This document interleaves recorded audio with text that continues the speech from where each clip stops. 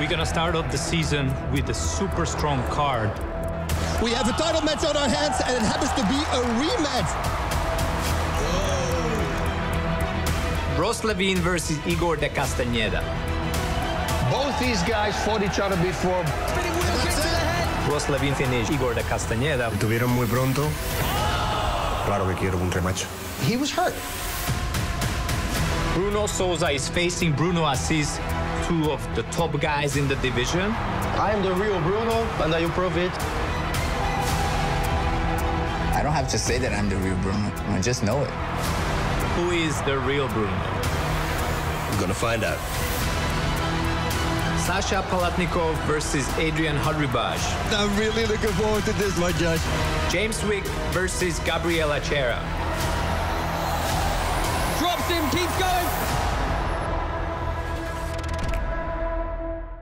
Karate Combat Miami is coming, KC38 tonight, and we're all so damn excited about it. We thought we'd make a good 20 to 30 minute pre-show for you now, where we chat about it ahead of the actual event. I'm joined by Bas Rutten, Stephen Wonderboy Thompson, and Adam Kovacs. Guys, how excited on a level of 1 to 10 are we about tonight's show? 10 right now. Definitely a 10. Yeah, I gotta, definitely a 10. It's gotta go start. 11. 11. He's gonna outdo us all the time. Let's start with the main event, because that is what everyone's talking about. Yeah. Our main event tonight is a title fight for the middleweight title. We've got Ross Levine versus Igor de Castaneda. Now, Ross is an undefeated fighter here on Karate Combat, a man with some swagger and ego. When he walks in the room, people look around, versus Igor, who he has fought before. Firstly, tell me about this matchup. Why and how has Igor earned this? Because they fought once before about a year ago, just under a year ago. Yeah, correct. So they fought at their first fight, which was not a title fight. And Ross was kind of dominated the fight and then finished him. But the finishing move, a spinning back kick, was something which you could say that wasn't a finishing move. And this is what Igor said, that he wasn't finished. So he thinks it was an early stoppage. Although, as I said, Ross was dominating the fight, and he earned the shot with that fight. Yes. For the championships. In the meantime, Igor came back and made the biggest knockout in 2022. So, you know, like we went back and see like what makes the most sense, and this fight was the one to make. Ross with a TKO win over Igor just under a year ago. He turns around whenever anyone asks him, you know, was that, do you think he was out properly? Do you think it was a fair win? He says, it was a year ago. I don't care. It's all very different now. Does it matter?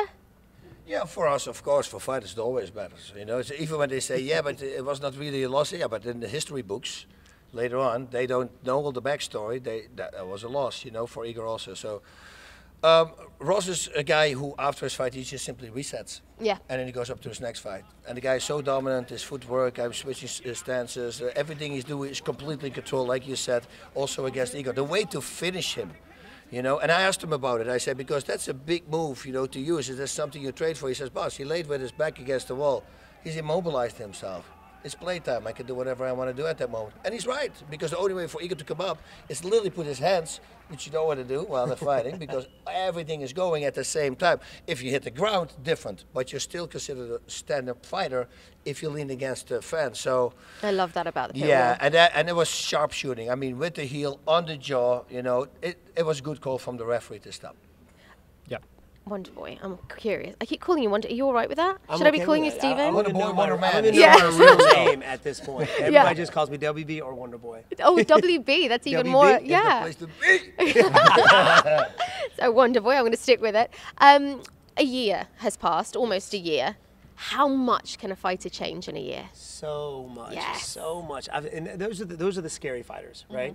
The ones that evolve, the ones that get better. Face so many guys that, you know, you've seen them fight. You've seen them fight one time. You've seen them fight 100 times. But with guys like this, at the level that they're at, they're constantly evolving and getting better. So, you know, what do they bring to the table, man?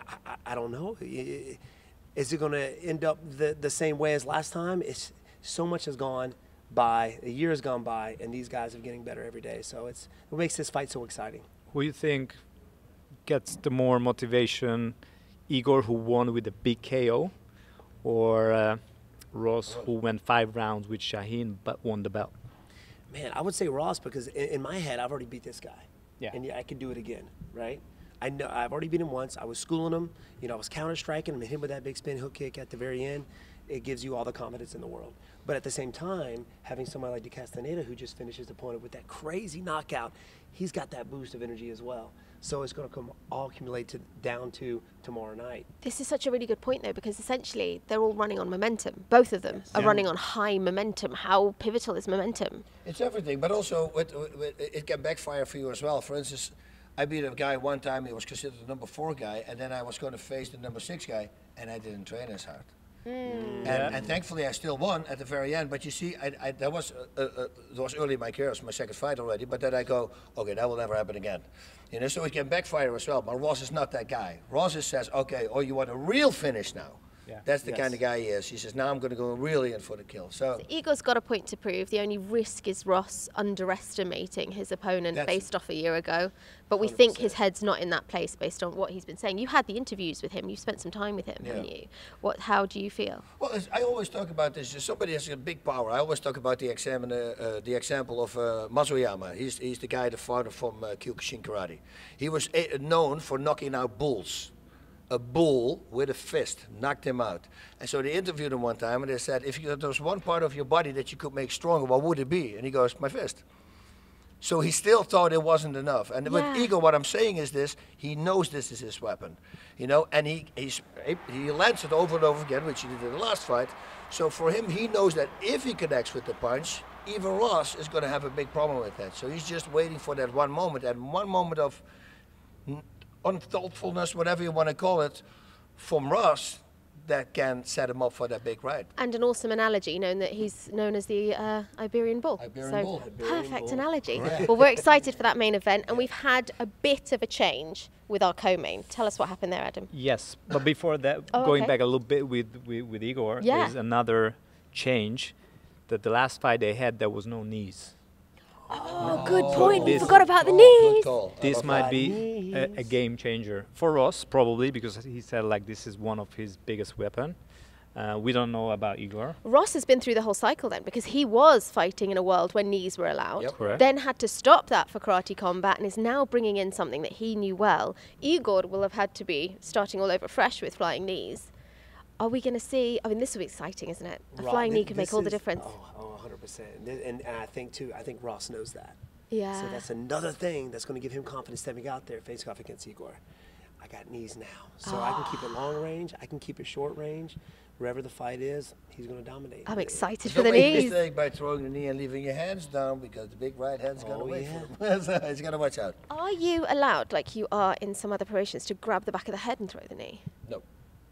Just the knee? Not in karate combat. Okay. No. So, but that's, you know, that's what I said. I was talking to Ross as well, because I used to always do that, throwing punches and then just throw the knee. I said, because as soon as you grab somebody, they expect the knee. But if you do it without grabbing them, you see, so hopefully he's been training that for hard. And who knows, Igor, I mean, he's a fast learner. He's a freaking specimen. You know, everything he throws is hard, so it only needs to land one time. And he's got 5 rounds in order to land one punch. There are so many reasons to watch that main event. Yep. Now, back to where I was trying to go before we brought in the pivotal knees. I'm sorry. The co-main event. No, wait, no, I'm just kidding for you. I'm going to throw you out.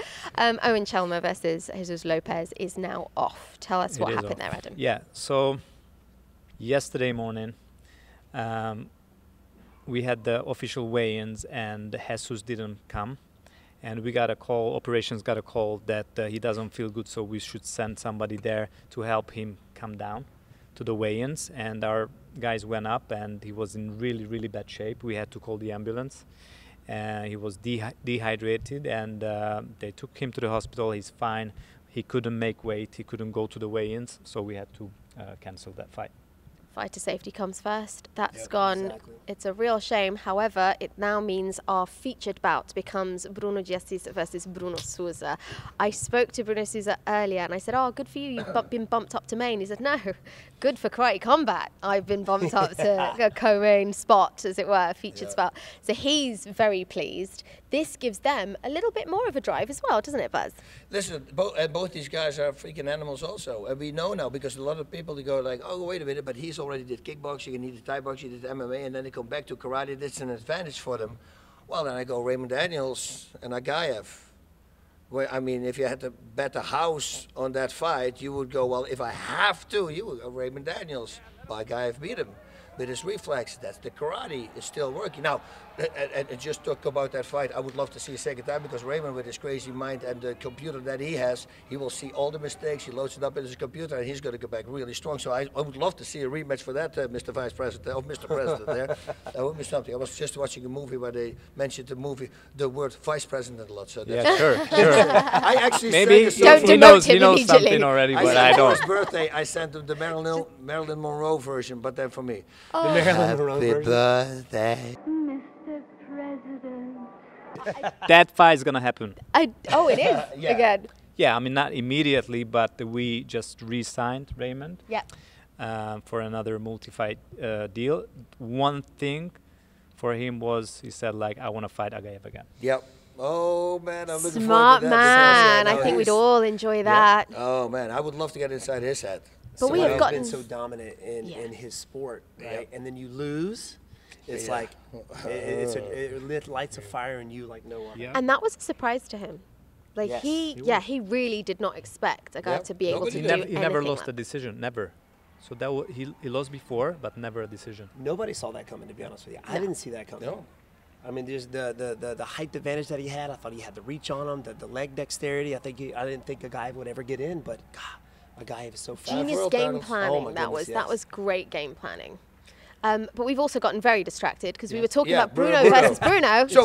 So see, but that's good that you said that, because but Bruno is also, he's a karate fighter, but I mean, he's crazy. And then normally when the fighter gets hit, they smile, they laugh or something, right? And then you go like, that means the punch landed really hard. Okay. When he gets hit, it gives him more power.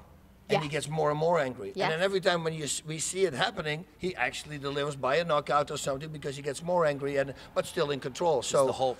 Oh, I love that. I love that, about him, because his opponent, these are two different styles. Bruno is full aggression, full power, but controlled aggression. Bruno Souza, he's going to, I should say the last name. And Souza is the guy who's dancing around and picking his opponent apart from the 100%. Outside. So that's the. So Bruno Jessis has done something this camp that I find really intelligent. He's been training up until now always with the same group, the same people in Brazil. This time he spent some time with Team Alpha Male, who we all know. Oh, that's nice. And he spent the time there specifically to see and gauge his skills and practice his things against new sparring partners and new people. And he's so confident off the back of that. That will be pivotal for him, won't it? Yeah, I mean, especially those guys over there at Alpha Man. You got some really good athletes, guys that fight in other promotions and things like that. But, when you got a fight coming up and you're fighting with some of the world's best, fighters as sparring partners, it's got to give you all the confidence in the world to step out there. What I like so much about these guys, too, is they're so cordial and they're so nice. And they got to do battle tomorrow. I said yesterday at the presser that I hate this fight. Really? Yeah, but the reason is because I love them so much. Yes. Like such a good guy, such a good fighter, they are what Karate Combat represents, and somebody needs to lose. So they're having fun. They're doing little clips. We've seen skits online of the Spider-Man meme. And they're doing stuff together. They're having fun. They're greeting each other politely. But they can't be friends in there. No. They won't be. How are they going to switch this? Oh, that's easy. When a lot of people are watching, trust me, that goes out the window. Can't fight your best friend. I remember my fight against Kosaka, because I know Kosaka. That was my first fight in the UFC. But I literally went to his dressing room and I say, hey, TK, I'm going to try to knock you out, buddy. I hope you do the same thing with me. And then afterwards we drink a beer. Cool? He says, cool, okay. I love that. So yeah, you have to, because once you start holding back, But like I said, when the bell goes and there's a lot of people watching, it's your business. And it's something you do every day anyway. It's like, whenever you get ready for a fight, you have sparring partners who are your friends and you're punishing them and they're punishing you. So it's something. Have you ever fought a good friend? We know your relationship with Kevin Holland seemed quite interesting. Kevin Holland, yes. We were actually very cordial the week of the fight. And I was actually on his podcast a few weeks before we even stepped out there in the cage. I love that. So we got familiar with each other. It was good. We knew it was business, Another one, Rory McDonald. I spent a lot of time up in Montreal training with Rory. And we had to do battle. We were main event for that one as well. So, we know it's business. We know it's... it's all Could fun it and affect games. some fighters though? Because you know, for some people, they need to dislike the person or find something that they're angry about. For some people, at its core, it is a disagreement. You've got two people who think one is better than the other. You know, at its core, it's approval of a disagreement. Do some people need to tune into that? I look at it a little bit differently, because if you look at any amateur sports, like judo, karate, wrestling, you have so many fights, and you know, those guys are competing together all the time. They're best friends. That's true. So, you know, like in professional fighting, it's a little bit different, but otherwise, they do this all the time. They train together in training camps, and then they go and they just want to win. So I think that's the difference. If you just want to win or you want to murder the guy, that's the difference. And I think the Brunos, they are sportsmen. They are karatekas. They want to win. They don't want to hurt the other one. They just want to win. So that's our main event and our featured bout done and ticked off. Now, there's a few other key people that I wanted to talk about. Sasha Palatnikov, a very interesting fighter, an explosive fighter, an athlete as well, really well-rounded. Any notes on him, why we should watch him? I just really like him. He's such a well-rounded fighter, so nice and relaxed and walking around, he's friends with everybody, but you know, once it's fight time, it's like this guy right here. Yes. Nicest guy you will ever meet, but you have to fight him, you have a problem. You know, and that's with Sasha as well. So I wonder what his opponents are going to do. Yeah. Did Sasha play another sport, right? Pro rugby. Pro rugby. You're seeing that rugby. It's a pattern now. Yeah, rugby kind of falling into the mixed martial arts. It's like Just you said, humans hitting each other at force.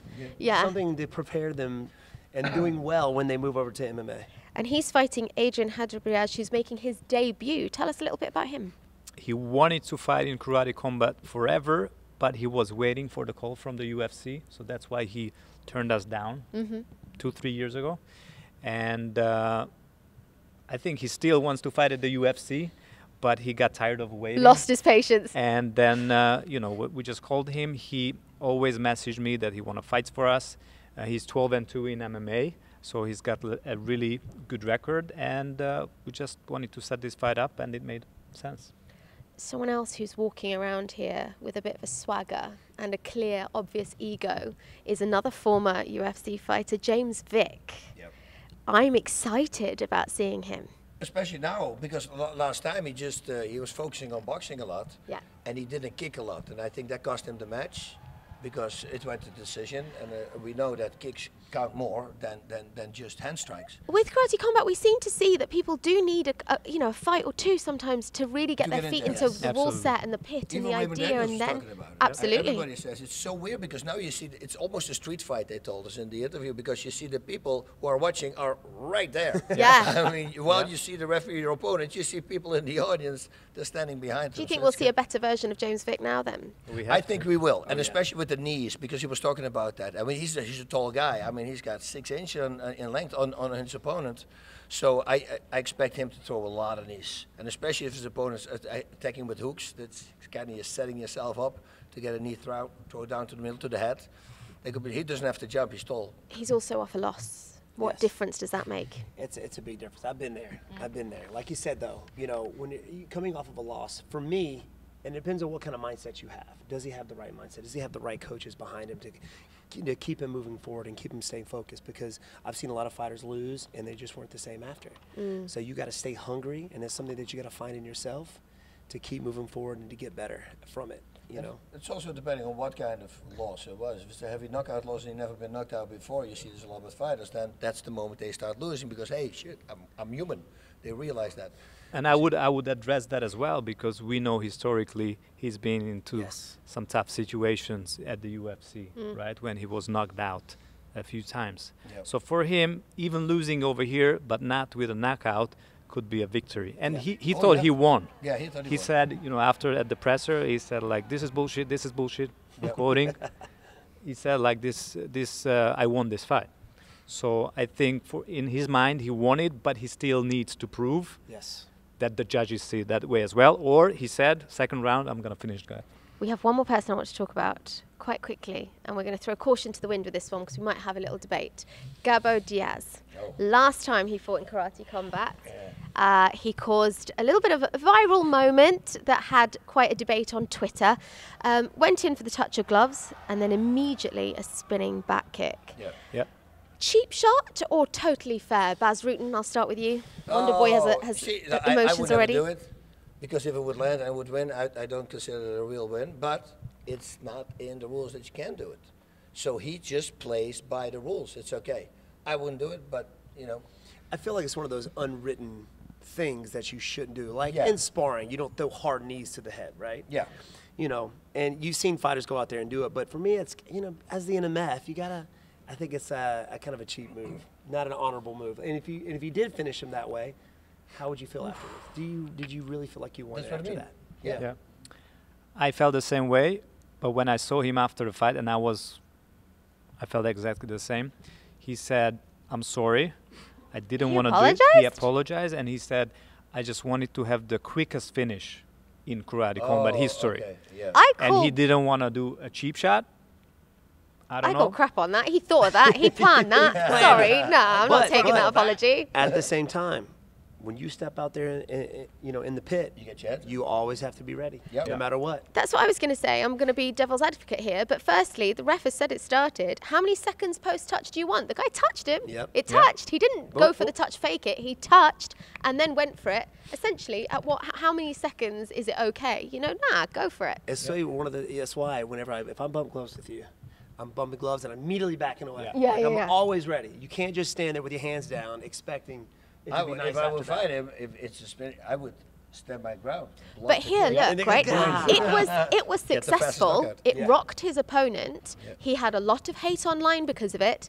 Does he do something again this time, or is he going to be more hesitant? What do you think? I don't think so. What do you think? I don't think if he will.